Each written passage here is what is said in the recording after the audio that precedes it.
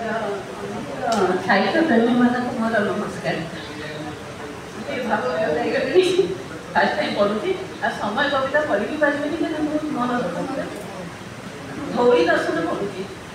धौली जो देखिए आसली धौली पहाड़ी को देखला मन पड़ता जो आम पढ़ुले गंगासकलू अशोक धर्माशोक है मत लगे जमी सतरे से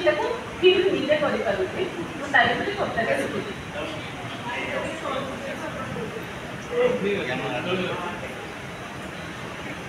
धौली दर्शन जाइथिली करी धौली दर्शन हजारे अहित प्रश्न मारी मोर बुणेजे मन आज जे सत्य मु देखी वीर पुरुष बनाम कलिंग कहानी करी व्यंग अवलोकन पहाच पहाच ऊपर चढ़ किपरि थिब से समय लड़ुवे वीरे करी रक्षा निज मातृभूमि सते कि लगिला पादरे मो रक्त दाग देखिली पादरे मोर बुआई आम जातिर लड़ी होई साथी समर पाद बढ़े आगे जाए सत्य शुभुला भेरी समर अनुभव कली प्रत्यक्ष देखुची कलिंग वीरर समर कहानी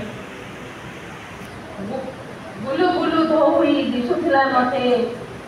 अतीत युद्ध विभीषिका रक्तपात थर थर होई थरी उठुला कलिंग माँ छाती जेबे मु देखे दया नदी पाखे दिशुला मते एबे भी रक्त नदी से रक्त नदी स्रोते प्राप्त थिले आम कलिंग मार केते कलिंग सुत दया नदी डरे भाटी जाऊले अनेक सुपुत रक्त स्रोत बही जाऊला नहीं केते हताहत अतीतर स्मृति लगुची एबे सते कि कालीर कथा धौली देखी ताजा होई गला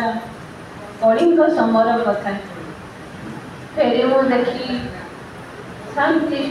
शांति प्रतीक बुद्ध मूर्ति जहाँ करते चंडाशोक को धर्माशोक से करी पूजारी शांति प्रति वार्ता दे गले तलवार जय नुहि जय हृदय जय प्रकृत जय जेते आसती आज पचारती शांति स्तूपर विशाल काव्य मो ओडिया मो भाषा ओडिया कृत गौरव पुणी हो जाए सद्य स्थाणु मोर देखी बुद्ध मूर्ति